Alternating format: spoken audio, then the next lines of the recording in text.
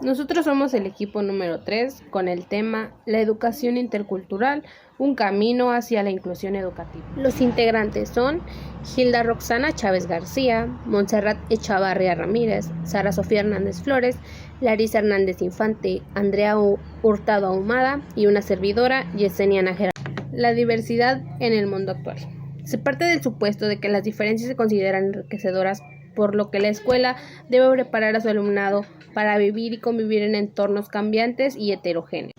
La diversidad siempre ha estado presente en la sociedad, pero con el cambio global pues se tienen que ir revisando los procesos y el aprendizaje para garantizar la inclusión educativa, social en todos los niños que asistan a nuestras escuelas. Diversidad, diferencia y desigualdad. La diversidad, punto de partida en esta reflexión. Los seres humanos somos diferentes entre nosotros en lo biológico, social y cultural, así como por la singularidad de contextos en los que vivimos y la asimilación que hacemos de los mismos. Hay diversidades que enriquecen y otras que empobrecen, algunas construyen y otras discriminan. El problema está cuando esas diferencias no son siempre enriquecedoras y se toman en diferencia de tener en posibilidades de ser, de participar de los bienes sociales. Jimeno, 1999. Les voy a hablar de la teoría del déficit y la diferencia. El tratamiento que se le ha dado a la diversidad en la escuela ha sido respondido tradicionalmente desde dos planteamientos teóricos. El del déficit y la diferencia son los que pertenecen a la relación que existe entre diversidad y desigualdad, pero de igual manera vista a través de dos distintas soluciones. Primero tenemos la teoría del déficit, que nace en los años 70 por parte de Bereiter y Engelmann, en donde ellos explicaron que el fracaso social de las clases sociales más bajas es debido al déficit lingüístico, el cual viene siendo un fruto de la carencia cultural, donde su objetivo es eliminar las diferencias que son consideradas como déficit y que también pueden ser origen de desigualdad. Para esto, ellos proponen que sea una enseñanza niveladora exclusiva para los alumnos que cuenten con este déficit, y las diferencias se compensarían con intervenciones específicas. Por otra parte, tenemos la teoría de la diferencia, la cual surge en el ámbito de la lingüística como respuesta a la teoría del déficit. Esta es propuesta por Crouch y Labov, donde según ellos el fracaso escolar se entiende como causas tanto lingüísticas como sociales, en donde se encuentran prejuicios lingüísticos y la valoración social de las variedades, así como la utilización de estas valoraciones en la formación escolar. Un ejemplo de esto es cuando algún niño perteneciente a alguna etnia puede hablar otro tipo de lengua, ya sea una lengua indígena, y esto causa segregación escolar, además de prejuicios hacia ellos, ya que no saben hablar el mismo idioma que sus demás compañeros y se les complica un poquito más en cuanto a su formación escolar. Entendemos diversidad como el conjunto de características y situaciones diversas en un solo entorno, lo que nos hace diferentes a todos los demás, sean personas, animales y todo lo que lleva una característica. Esto, el contrario a la exclusión. Se entiende que hay exclusión cuando no se llega a la integridad de todas estas situaciones. ¿Qué entendemos por exclusión social? En los últimos tiempos, este concepto se ha ido transgiversando por parte de los diversos autores, las minorías y todos los grupos activistas que buscan darle un significado a este concepto, debido a que se adapta a múltiples situaciones. Sin embargo, veamos y analizamos lo que dicen los autores que tenemos en este momento. Velas de Medrano habla de ser un proceso de apartamiento de los ámbitos sociales propios de la comunidad en la que se vive. Se conduce a una pérdida de autonomía para conseguir los recursos necesarios para vivir, integrarse y participar en la sociedad de la que se forma parte. Sin embargo, nos podemos dar cuenta que la exclusión se puede dar en los distintos ámbitos de la vida. No solo abarca lo económico, sino también lo familiar, en lo escolar y en todas las distintas áreas en las que nos podamos desarrollar como seres humanos. Todos podemos ser diferentemente excluidos de cualquier. El problema de exclusión se produce cuando la integración no se lleva a cabo. Esomba, 2008, por su parte lo define como la dinámica social que expulsa a algunos ciudadanos o grupos de ellos de los circuitos ordinarios de funcionamiento de una sociedad, por lo cual el problema no se trata de tema cultural, sino de tema social. Educación inclusiva como educación para todos. La inclusión inicialmente estuvo muy relacionada con las necesidades educativas especiales de algunos alumnos y alumnas, pero posteriormente pasó a abarcar a la educación en general, promoviendo la independencia de sus características. Ahora les hablaré de lo que son las características de los espacios inclusivos. Mucho camino se han dado en la definición de las características que deben de tener los espacios inclusivos. A continuación les mostraré algunas. Primero, la diversidad del alumnado es un valor y no un defecto. No implica superioridad ni inferioridad de unos u otros. Y el aula se concibe como una comunidad de aprendizaje y convivencia donde el alumnado comprende que todos pueden aprender cada uno con su estilo propio. Se buscan metodologías que favorezcan el aprendizaje y el desarrollo de estrategias, por ejemplo, aprender a aprender. Todos los niños y niñas pertenecen a un grupo y por lo tanto, estos pueden aprender en la vida normal del mismo. Se debe favorecer el respeto por los derechos de cada uno de los miembros del grupo y se debe de ayudar a los alumnos y alumnas a conseguir los objetivos curriculares adecuados. También se propone la intervención de los especialistas dentro del aula para fomentar las redes naturales de apoyo. Un ejemplo de esto podría ser la tutoría entre iguales. También debe de dejarse la responsabilidad del aprendizaje y de la ayuda mutua entre los mismos miembros del grupo. Y debemos de abandonar aquella idea de que el profesor es el único responsable del control total del aula. Se debe de provocar la comprensión de las diferencias individuales y el valor de cada persona, y la flexibilidad de volver todas nuestras actuaciones. No existen las respuestas simples y universales a los problemas suscitados en todos los ambientes y momentos. La educación intercultural como forma de inclusión. La educación intercultural es un modo de hacer escuela, un principio para educar al alumnado. Definiciones de educación intercultural. Propone una práctica educativa que sitúe las diferencias culturales de individuos y grupos como foco de la reflexión y la indagación. Aguado Dina, 2004. Supone un proceso de aceptación y valoración de las variables culturales más allá de las alternativas asimilacionistas. Otras definiciones. Según el autor Besalú, es una actitud y un comportamiento relativo al tipo de relaciones que se dan entre las culturas, particularmente que conviven en un ambiente determinado, atendiendo las necesidades afectivas, cognitivas, sociales y culturales de los individuos. Según Teresa Aguado Ordina, 2004, se trata de lograr la igualdad de oportunidades, entendida como oportunidades de elección de acceso a recursos sociales, económicos y educativos, la superación del racismo y la competencia intercultural en todas las personas, sea cual sea su grupo cultural de referencia. Objetivos básicos para la práctica educativa. Lograr la reforma en la educación, que permita al alumnado experimentar una educación equitativa y una efectiva igualdad de oportunidades. El sistema educativo debe incluir cambios no solo en el currículo, sino en actitudes y formación del profesorado, estrategias de enseñanza, agrupamientos y evaluaciones, metas y normas. Igualdad de experiencias eficientes y potenciadoras. Superar el racismo y la discriminación, desarrollar actitudes y valores democráticos y desarrollar la competencia necesaria para desenvolverse en medios socioculturales diversos. Principios de la educación intercultural. Partiendo de los análisis de Muñoz Sedano, Goyenechea y Besalú y Vila, se estructuraron una serie de principios en los que se fundamenta la educación intercultural. El primer principio es el reconocimiento, la aceptación y la valoración de la diversidad cultural sin etiquetar ni definir a nadie en función de esta. Supone evitar la segregación en los grupos. El segundo principio es la defensa de la igualdad, lo cual implica analizar críticamente las desigualdades de partida de todo el alumnado. El siguiente principio nos dice que el fortalecimiento en la escuela y en la sociedad de los valores de igualdad, respeto, tolerancia, pluralismo y cooperación y corresponsabilidad social. El principio número 4 nos habla de la lucha contra el racismo, la discriminación, los prejuicios y estereotipos mediante la formación en valores y actitudes positivas hacia la diversidad cultural. El principio número 6 nos dice de la visión del conflicto como un elemento positivo para la convivencia siempre que se asuma, se afronte y se intente resolver constructivamente.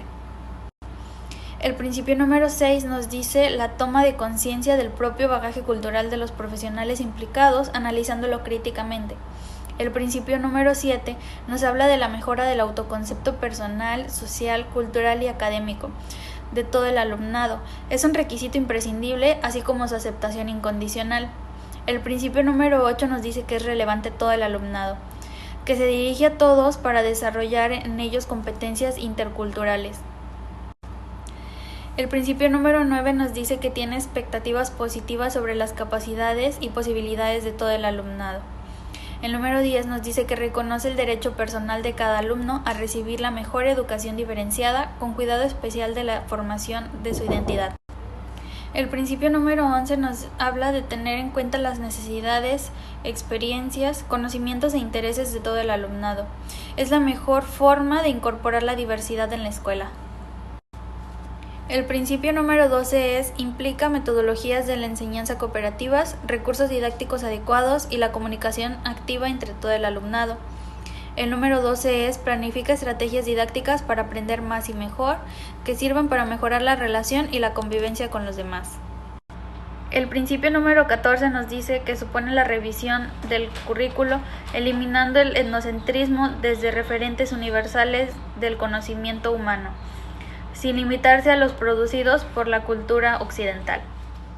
El principio número 15 dice: favorece la convivencia entre personas y grupos distintos desde el respeto mutuo, la gestión de los conflictos, la simpatía y la compasión.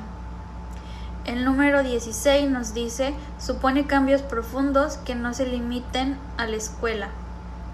El principio número 17 dice: necesita la interacción con la escuela y la comunidad. Y por último, el principio número 18 nos dice: requiere un profesorado capacitado para trabajar con la diversidad. Ahora hablaré de las ventajas de la educación intercultural versus inclusión en el aula. La educación intercultural nos ayuda en el camino hacia la inclusión, es decir, garantiza que todos los niños disfruten de la experiencia educativa y que además aprendan desde el respeto de sus propias diferencias y de las de los demás.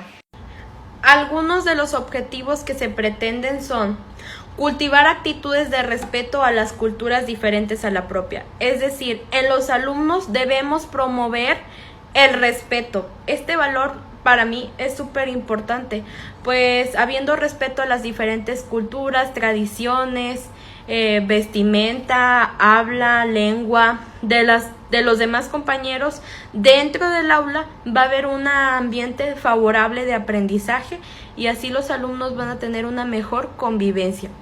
Como siguiente objetivo está mejorar el autoconcepto personal, cultural y académico. Es decir, nosotros como docentes debemos ayudar al alumno a construir este autoconcepto con un enfoque realista y positivo en estos diferentes ámbitos.